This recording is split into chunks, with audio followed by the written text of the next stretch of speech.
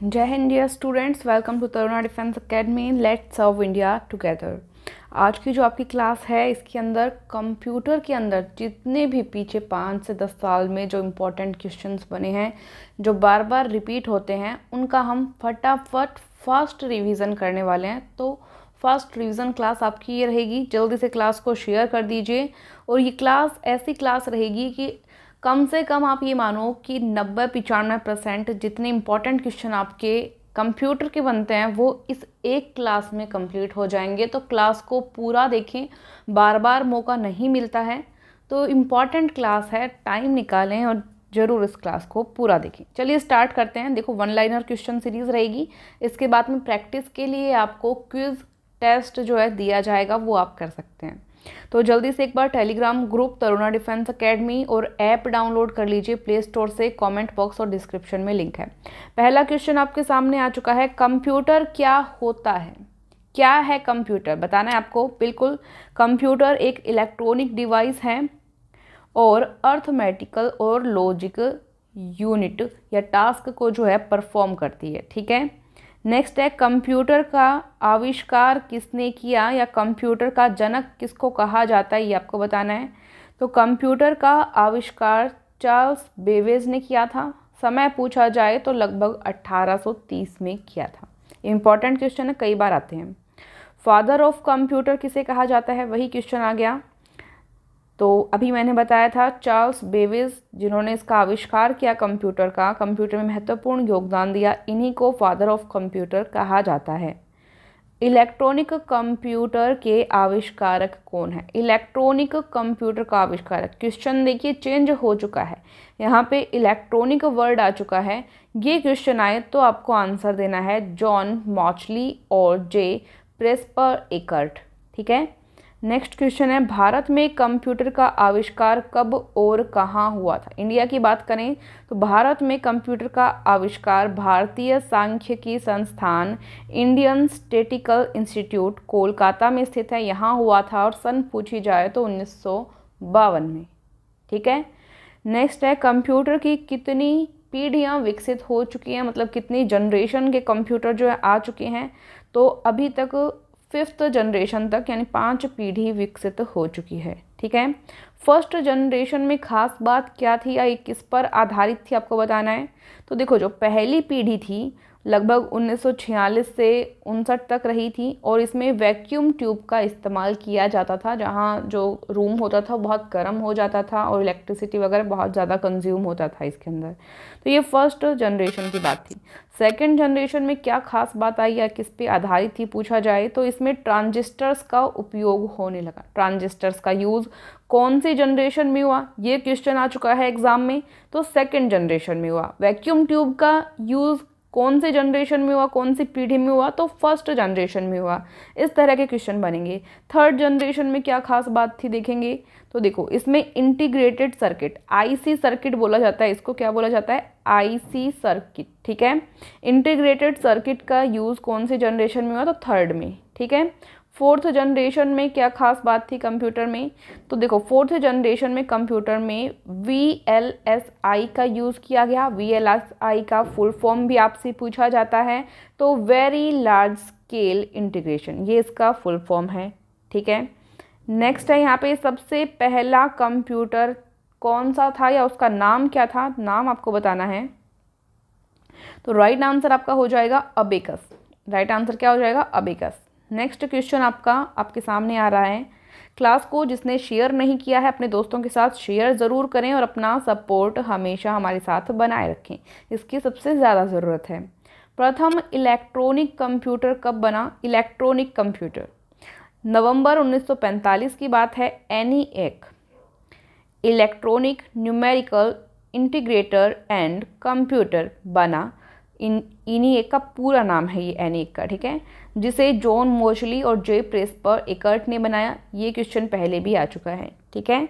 विश्व का सबसे तेज़ कंप्यूटर कौन सा है या किस नाम से जाना जाता है? तो ये पर्टिकुलर नाम जब कंप्यूटर का बताना, सुपर कंप्यूटर ये तो आपका है ही, नाम बताना है आपको कि सबसे तेज़ कंप्यूटर कौन सा है। फुगाकू, जापान का है ये, Japanese super computer Fugaku. Okay. ध्यान रखेंगे, विश्व का पूछा है यहाँ पे।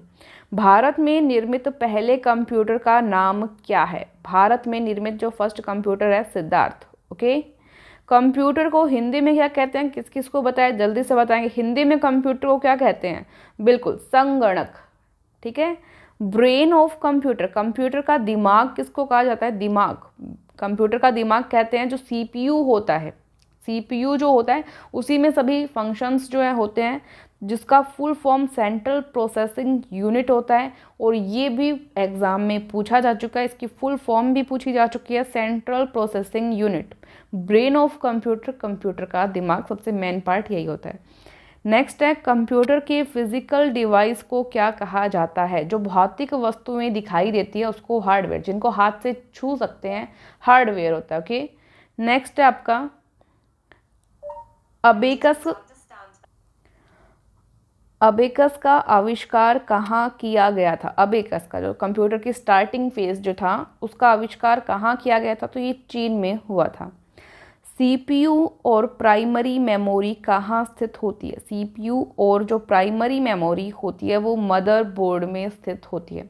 सब कुछ जो है कंट्रोल यहीं से होता है। ठीक है, माइक्रो कंप्यूटर क्या है? माइक्रो कंप्यूटर, अभी स्टूडेंट्स बोल रहे हैं कि टाइम नहीं मिल रहा है कमेंट बॉक्स में कमेंट करने के लिए, तो ये आपकी एक्चुअली आप इसको बोल सकते हो एक फास्ट रिवीजन क्लास। फिर भी हम चलो कोशिश करते हैं कि थोड़ा स्लो किया जाए, बट ये फास्ट रिवीजन क्लास है। काफ़ी सारे क्वेश्चंस जो हैं कवर करने, लगभग जो है 500-1000 के बीच में आपके प्रश्न की संख्या रहेगी। ठीक है, माइक्रो कंप्यूटर क्या होता है? ये एक पर्सनल कंप्यूटर है, ठीक है, जिसको हम पीसी बोलते हैं। पहला माइक्रो प्रोसेसर विकसित किया गया था, ये इंटेल ने किया था माइक्रो प्रोसेसर विकसित पहला, 1971 की बात है। ठीक है, father of punched card, punch card के नाम से किसे जाना जाता है? देखो 8वीं क्लास में हमारे कंप्यूटर की बुक जो लगती थी उसमें सबसे पहले क्वेश्चन यही था, सबसे पहले जो क्वेश्चन बन रहे थे वो यही सब क्वेश्चन थे। ठीक है, तो ये हरमन हॉलरिथ को कहते हैं, Herman Hollerith. Okay, next question है, ऑपरेटिंग सिस्टम के स्टार्टअप की प्रक्रिया को क्या कहते हैं? ऑपरेटिंग सिस्टम का जो स्टार्टअप होता है, शुरुआत होती है, वो जो प्रोसेस है क्या कहलाती है? बूटिंग। क्या कहलाती है? बूटिंग। ओके, ईमेल का फुल फॉर्म क्या होता है? Electronic mail. ईमेल आप भेजते हैं, कोई भी फॉर्मल आपको किसी को कुछ मेल करना हो, कोई मैसेज करना हो, तो उसको ईमेल के ज़रिए किया जाता है, जिसको हम इलेक्ट्रॉनिक मेल कहते हैं। ठीक है, भारत का प्रथम कंप्यूटर साक्षर जिला कौन है? कौन सा है बताना, आपको बता देंगे। कंप्यूटर साक्षर जिला तो ये है मल्लपुरम, जो कि केरल राज्य में स्थित है। WWW के आविष्कारक और संस्थापक कौन थे? ये टिम बर्न्सली, टिम बर्न्सली। ओके, इंटरनेट का आविष्कार किसने किया? तो विंट एट और बॉब कैन ने। ठीक है, इंटरनेट का आविष्कार किया। ये नाम याद रखने अपने आप में बहुत मुश्किल है, लेकिन 2-4 बार इसको बोलो आप, फिर एग्ज़ाम में तो आपको ऑप्शन मिलना ही है, ऑप्शन देख के आप कर पाएंगे। ठीक है, तो यहाँ पे दोनों याद करेंगे नाम। किसी प्रोग्राम में बग का क्या मतलब होता है? बग, जैसे कंप्यूटर कई बार हैंग हो रहा हो या कोई सॉफ्टवेयर हैंग हो रहा हो, तो उसमें हम कहते हैं कि इसमें कुछ बग आ गया है, कुछ मिस्टेक, इशू बोल सकते हो आप इसको। तो बग का मतलब होता है एरर। क्या मतलब होता है? एरर, मिस्टेक या कोई इशू आ जाना, कोई प्रॉब्लम क्रिएट हो जाना। ठीक है, एरर बग का अर्थ होता है। भारत में विकसित परम सुपर कंप्यूटर को कहाँ बनाया गया है? इसको सीडेक में बनाया है, सीडेक ने। ठीक है, सीडेक ने। कंप्यूटर की परमानेंट मेमोरी किसे कहते हैं? परमानेंट मेमोरी, जो स्थायी मेमोरी होती है, हिंदी में इसको हम बोलते हैं स्थायी मेमोरी। स्थायी मेमोरी, मेमोरी को हिंदी में मेमोरी को याददाश्त, याददाश्त बोल सकते हैं। ठीक है, तो ये रोम को कहते हैं, रोम को। आगे रोम की फुल फॉर्म भी आएगी, वो भी आपको बतानी इम्पॉर्टेंट है। फिलहाल के लिए परमानेंट मेमोरी, स्थायी मेमोरी रोम को कहते हैं। और कंप्यूटर की टेम्परेरी मेमोरी यानी अस्थायी मेमोरी हम कहते हैं रैम को, अस्थायी। ये क्या हो गई?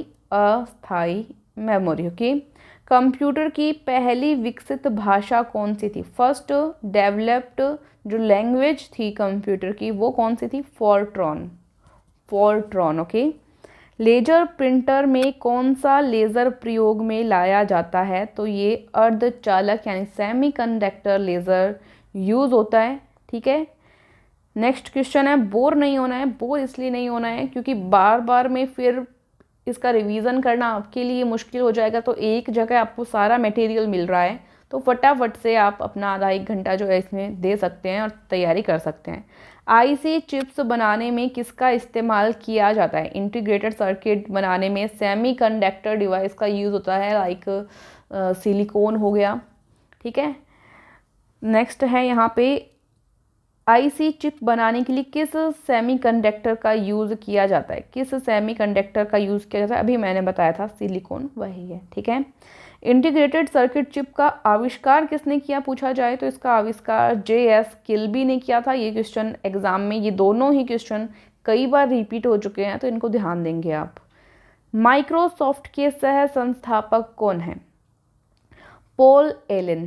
Paul Allen. ओके, नेक्स्ट है, कंप्यूटर साक्षरता दिवस कब मनाया जाता है? तो ये 2 दिसंबर को मनाया जाता है। ठीक है, 2 दिसंबर को।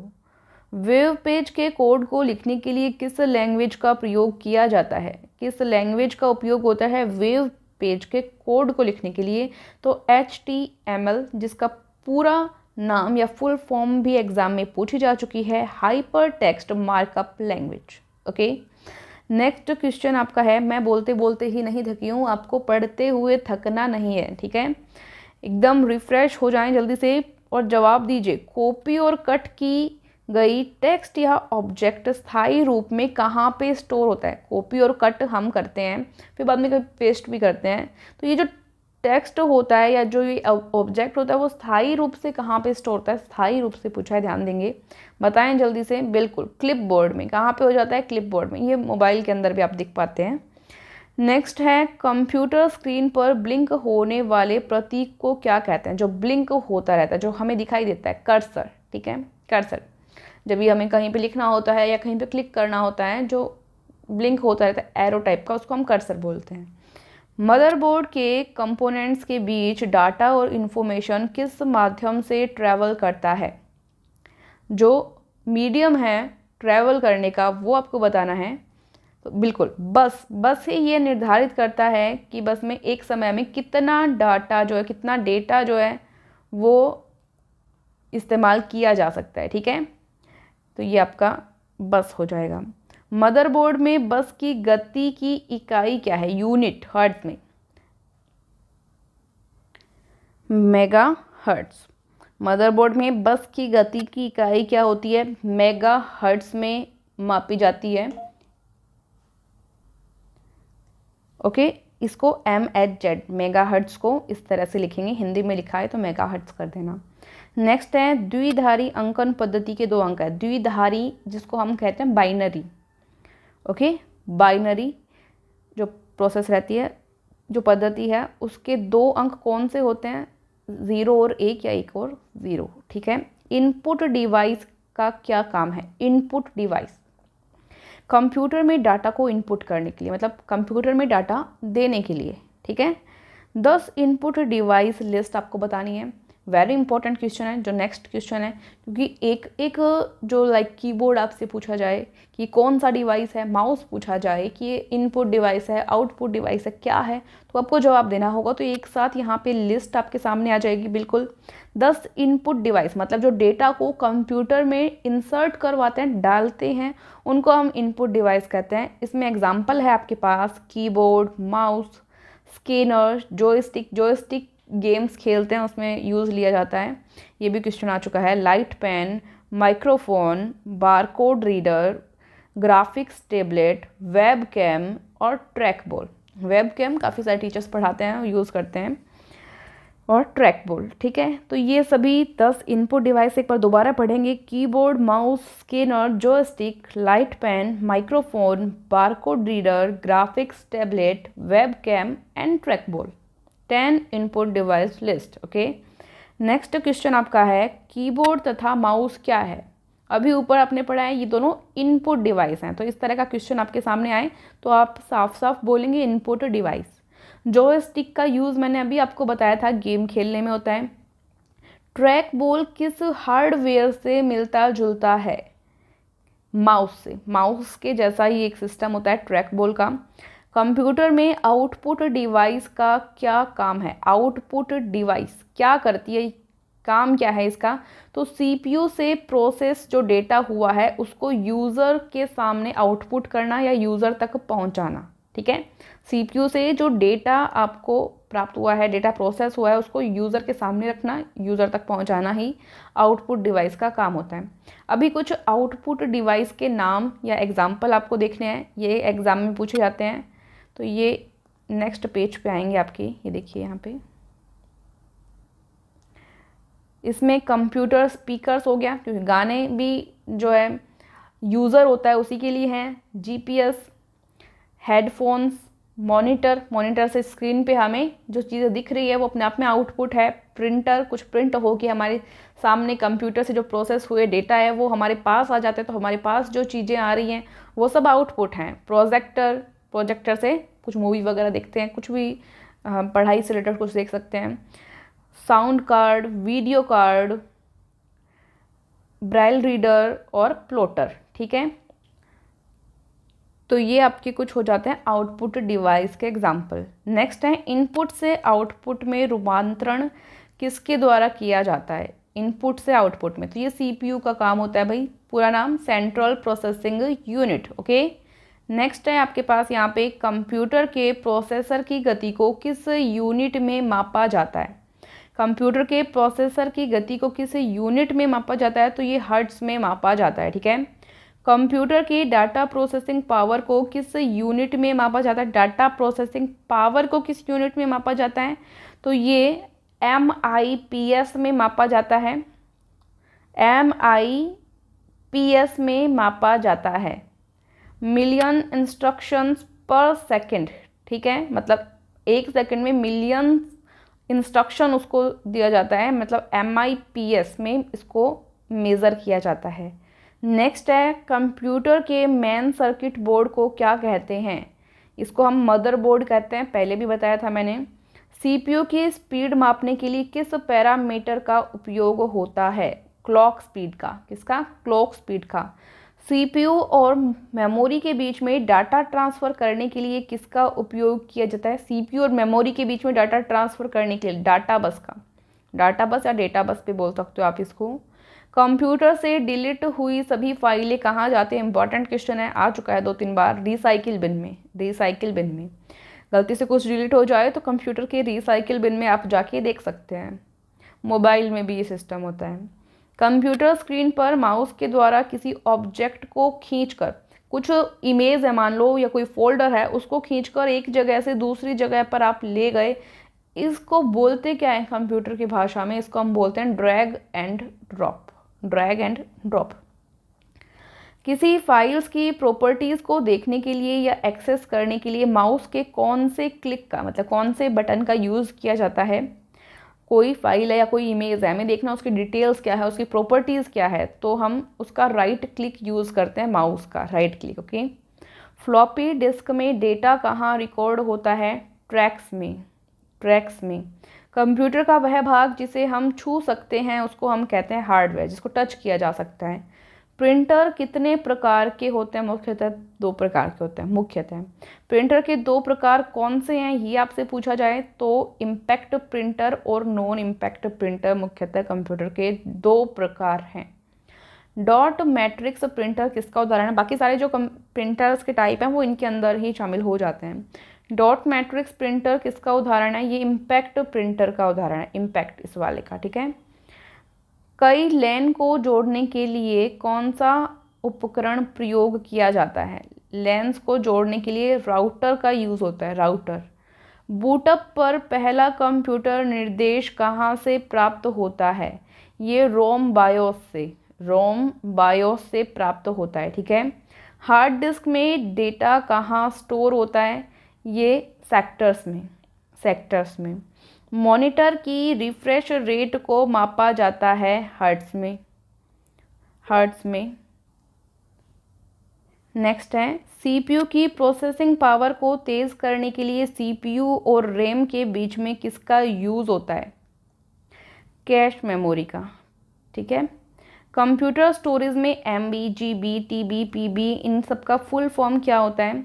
देखो, किलोबाइट को KB से लिखते हैं, मेगाबाइट को MB से, गीगाबाइट को GB से, टेराबाइट को TB से और PB को पेटाबाइट कहते हैं, ठीक है।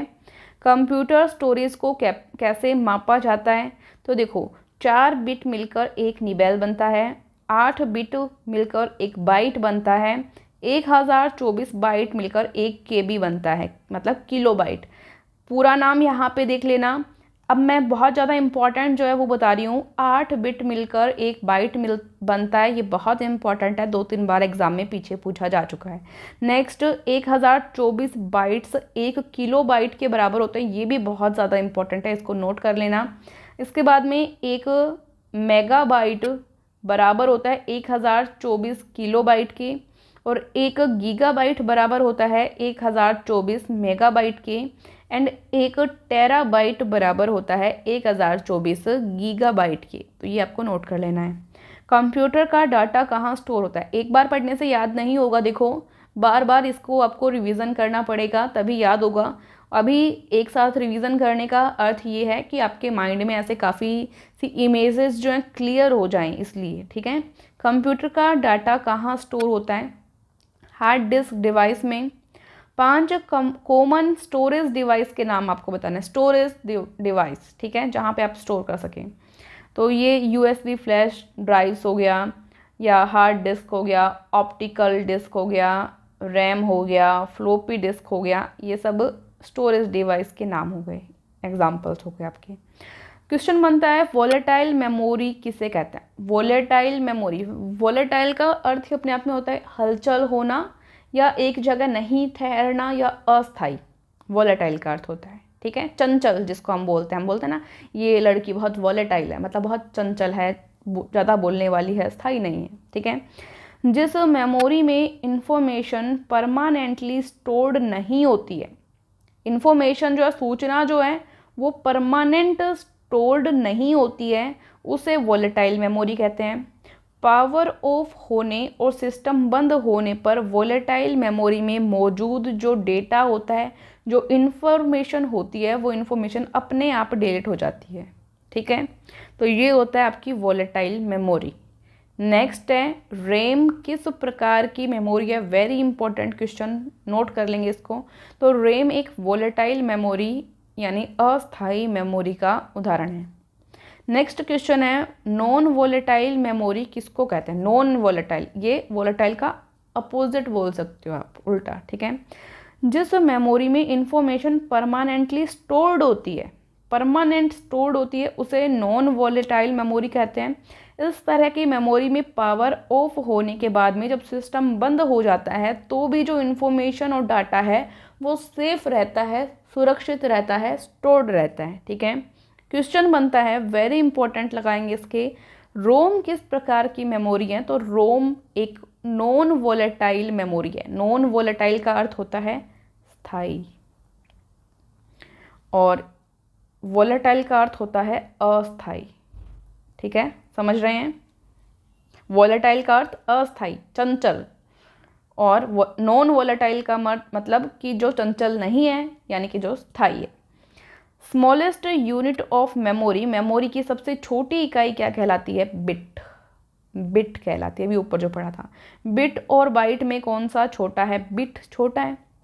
फ्लोपी ड्राइव की स्टोरेज क्षमता कितनी होती है? फ्लोपी ड्राइव की स्टोरेज क्षमता आपको बतानी है, तो ये 1.44 मेगाबाइट, MB मतलब मेगाबाइट होती है। चुंबकीय डिस्क, जो मैग्नेटिक डिस्क है, उस पर किसकी परत चढ़ी होती है, लेयर किसकी होती है? तो आयरन ऑक्साइड। अच्छा क्वेश्चन है। कंप्यूटर आंकड़ों में अशुद्धि को क्या कहते हैं? अशुद्धि को क्या कहते हैं? बग कहते हैं। तकनीकी भाषा में सॉफ्टवेयर बग कहते हैं, ठीक है। अशुद्धि, एरर जिसको आप बोलते हैं। डाटा प्रोसेसिंग का क्या अर्थ है? डाटा प्रोसेसिंग मतलब डाटा को उपयोगी बनाना, यूज़ करना।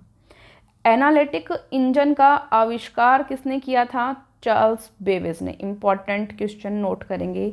एनालिटिक इंजन का आविष्कार चार्ल्स बेबेज ने। वेबसाइट से पहले आने वाला HTTP या HTTPS क्या होता है? ये एक प्रोटोकॉल है। डेटाबेस से संबंधित सॉफ्टवेयर कौन सा है? तो MS एक्सेस। वायरस का पूरा नाम क्या है?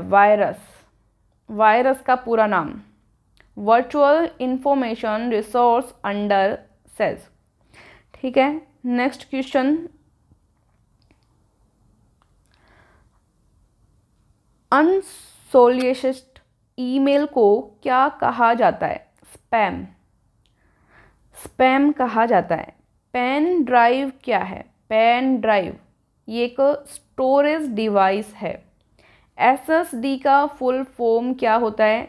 Solid state device. देखो पेन ड्राइव तो आप समझ ही रहे हैं, कई बार हमको कोई मूवी देखना होता है, या अभी तो जो है अमेज़ॉन प्राइम वगैरह, नेटफ्लिक्स वगैरह बहुत कुछ आ चुका है। पहले ऐसा होता था, ये सब सिस्टम नहीं होता था, और जो पेन ड्राइव या CD का यूज़ किया जाता था कि इसमें मूवीज़ जो हैं या गेम्स जो हैं वो हम लेके आएँ और खेलें। ठीक है, तो स्टोरेज डिवाइस होता है पेन ड्राइव। SSD का फुल फॉर्म होता है सॉलिड स्टेट ड्राइव। SSD क्या होता है पूछा जाए अगर आपसे, तो SSD एक प्रकार का स्टोरेज डिवाइस है ये भी, और यह डेटा को स्टोर करता है, डिजिटली स्टोर करता है। ठीक है, और यह एक न्यू टेक्नोलॉजी पर आधारित होता है।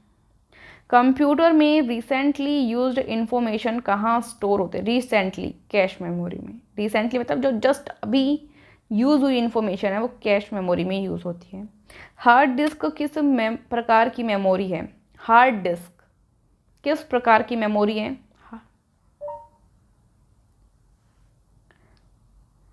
बताएंगे जल्दी से। बिल्कुल, non volatile memory. Non volatile का अर्थ होता है स्थायी, परमानेंट। यह डाटा को परमानेंटली स्टोर करती है, हार्ड डिस्क। कंट्रोल, शिफ्ट और एल्ट क्या है ये सब? ये मॉडिफायर कीज़ हैं। हमको कुछ एक्स्ट्रा बेनिफिट्स लेने हो कीबोर्ड के तो कंट्रोल, शिफ्ट और एल्ट का यूज़ किया जाता है। ठीक है, मॉडिफायर कीज़ हम इनको बोलते हैं, इंपॉर्टेंट है। कंप्यूटर बंद करने की प्रक्रिया इंपॉर्टेंट है, 3 बार क्वेश्चन आ चुका है आपके। शट डाउन कहलाती है, शट डाउन। चालू करने की प्रोसेस क्या कहलाती है? कंप्यूटर को बूट अप। ये भी इंपॉर्टेंट है, तीनों प्रश्नों पे इंपॉर्टेंट लगाएंगे, साथ में ये भी काफ़ी ज़्यादा इंपॉर्टेंट है। कीबोर्ड में फंक्शंस की संख्या होती है, कितनी होती है? 12। Sorry for disturbance. हाँ जी, हम पढ़ रहे थे कीबोर्ड में फंक्शन कीज़ की संख्या कितनी होती है, तो ये 12 होती है, 12। कंट्रोल प्लस C किसका शॉर्टकट है? कॉपी करते हैं तो हम एक कमांड दे सकते हैं जिसको हम कंट्रोल प्लस C कहते हैं।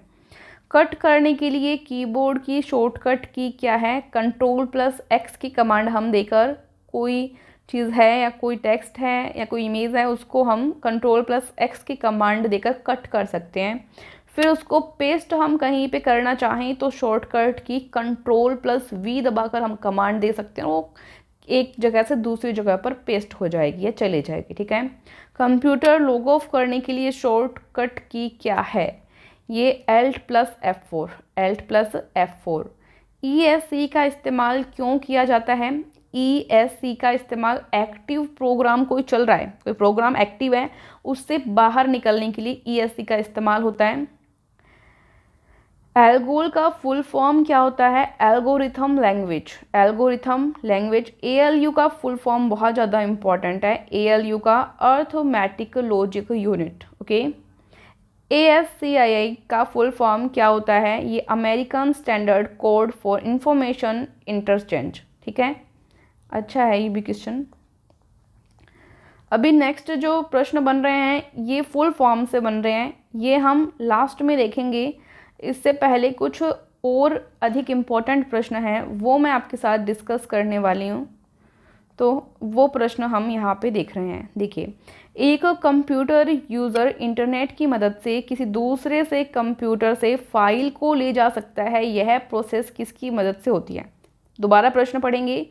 एक कंप्यूटर यूज़र है, कोई उपभोग करता है, इंटरनेट की मदद से किसी दूसरे कंप्यूटर से फाइल को ले सकता है, यह प्रोसेस किसकी मदद से होती है? ये FTP फाइल ट्रांसफ़र प्रोटोकॉल की सहायता से होती है। MIME का पूरा नाम क्या है? Multiple internet mail extension. कौन सा डोमेन नॉन प्रॉफिटेबल ऑर्गेनाइजेशंस के लिए यूज़ होता है? तो .org डोमेन है ये, ठीक है। जैसे .in .com इस टाइप के डोमेन्स होते हैं। तो जो कोई फ़ायदा न लेने वाली ऑर्गेनाइजेशंस जो होती हैं, NGOs वगैरह जो होते हैं, वो .org के तहत आते हैं। इंटरनेट इंफ्रास्ट्रक्चर और सर्विस प्रोवाइडर्स के लिए कौन सा डोमेन एक्सटेंशन का उपयोग होता है? तो .net डोमेन, ठीक है। इंटरनेट का दूसरा नाम क्या है? Cyber space. IPv6 कितने बिट का होता है? 128। सॉफ्टवेयर जो उपयोगकर्ता को वेब पेज देखने की अनुमति देता है क्या कहलाता है? ये इंटरनेट ब्राउज़र कहलाता है। इंटरनेट ब्राउज़र लाइक क्रोम है, ठीक है, जो वेब पेज देखने की अनुमति देता है, अलाउ करता है यूज़र को।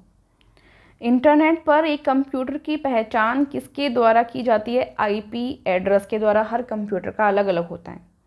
तो कभी कोई कांड हम कर देते हैं कंप्यूटर से या इंटरनेट के द्वारा, तो हम तक पुलिस पहुंच सकती है हमारे कंप्यूटर के या लैपटॉप के IP एड्रेस को ट्रेस करके। एक वेबसाइट से दूसरी वेबसाइट पर जाना क्या कहलाता है? ब्राउजिंग कहलाता है, ठीक है। लॉगिन नेम और पासवर्ड के वेरिफिकेशन को क्या कहा जाता है? ऑथेंटिकेशन, ठीक है। इंटरनेट पर उपलब्ध सॉफ्टवेयर बग की फ्री अपडेट क्या कहलाती है? फ्री अपडेट को हम कहते हैं पैच, ठीक है। एक ईमेल पते में उपयोगकर्ता नाम और डोमेन नाम को अलग करने के लिए उपयोग में किया जाने वाला प्रतीक क्या कहलाता है? @ जैसे कोई ईमेल ID हमारी होती है तो उसमें @ लगाते हैं हम, उस तरह से। एक शैक्षिक संस्थान के डोमेन नाम में आमतौर पर .edu होता है, EDU, ठीक है। ईमेल के जनक हैं रे टॉमलिंसन, ठीक है। तो ये यहाँ पे आपके कंप्यूटर के क्वेश्चंस हो चुके हैं। आई थिंक ये जो फुल फॉर्म वाले क्वेश्चन हैं, इनकी मैं आपको PDF प्रोवाइड करवा दूंगी, बिकॉज एक साथ जो है आपको याद रखना बहुत मुश्किल हो जाता है। कुछ इम्पॉर्टेंट इसमें जो है वो मैं आपको बता रही हूँ, ठीक है। जैसे मोडेम हो गया, मोडेम का फुल फॉर्म मॉड्यूलेटर डीमॉड्यूलेटर होता है, मॉड्यूलेटर डीमॉड्यूलेटर होता है, ठीक है। इसके अलावा OMR का फुल फॉर्म होता है ऑप्टिकल मार्क रीडर, ठीक है। PROM का फुल फॉर्म क्या होता है? Programmable read only memory.